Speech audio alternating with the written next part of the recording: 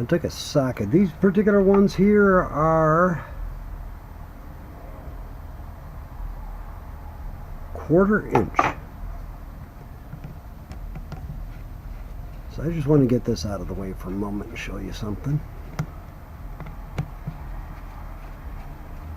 If you have the ability to remove the emulsion tube carefully without destroying anything, I highly recommend it.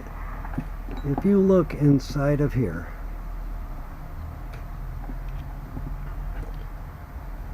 see if I can get the light just right. There's a little brass stem sticking up. See if we can get some better light. So a little brass stem in there, the short one sticking up, that's the emulsion tube. Where it appears to be brass, it might be white plastic. It's hard to tell with all this tarnish. But we will press on that and that should pop up right there. You can see the other end of the tube right there. Let's see if we can get that out.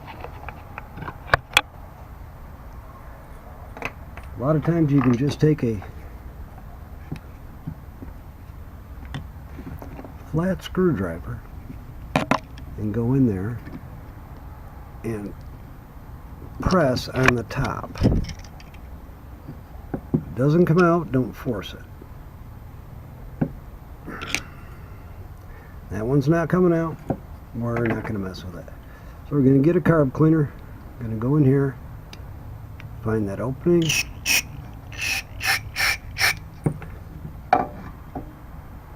Go into here.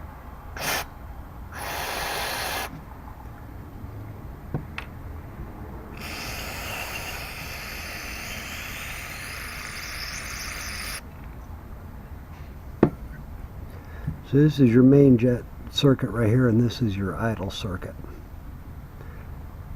So we just want to get in here and we want to make sure that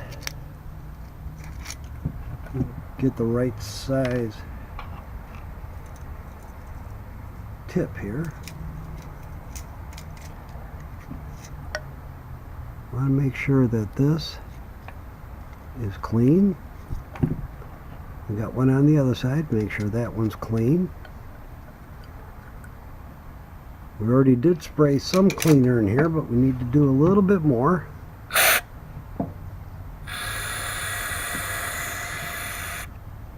There's just a lot of tarnish in there.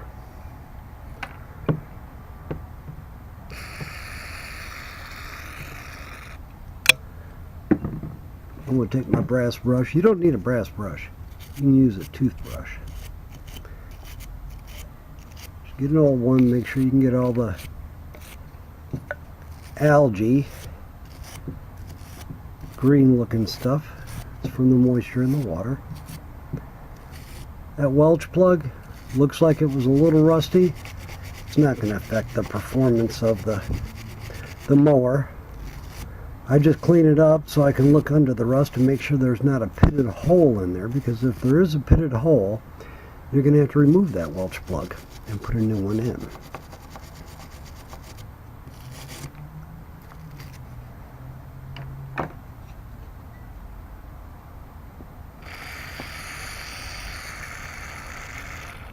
Alright, we're going to let that dry for a moment. I have carburetor kit I'm going to put in there. And I got a trick to show you on how to get the seat out so you can replace the seat and the needle.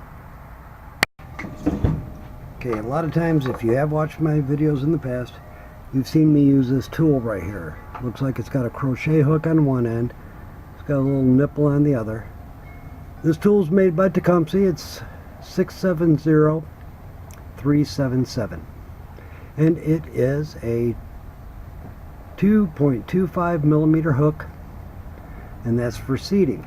And you would go like this, go in there and you would hook the seat through the opening and pull it out. Well, you can go to your local craft store and you can get a crochet hook. Now this one's a 3 millimeter. It might not work, it's a little large, but if not, look at that. It popped right in and it pulled the old one out. So there you go. And I think that crochet hook cost, oh, let me see the package here.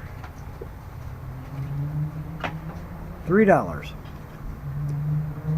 So that's your seat. If you look at your seat carefully, the bottom side that was facing down inside the carburetor has a little groove, and the top side does not.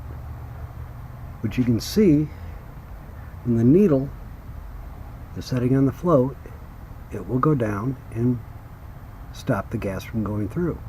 And then when the needle is pulled away because the float has dropped down, gas will come through here, fill the float bowl up, the float will float up to the top,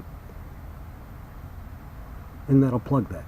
Now if your needle has black rubber around here, if you look down inside there, you're not going to see one of these. These are usually red or white. You're not going to see one. You're going to see a brass area in there. Recommendation to clean that out is to get a cotton swab and a little bit of carburetor cleaner, spray it in there, clean out the cotton swab. You want to avoid, if you have a rubber seat like this and you're not going to replace it, you want to avoid putting carburetor cleaner in there. Let me see if I got a kit for this.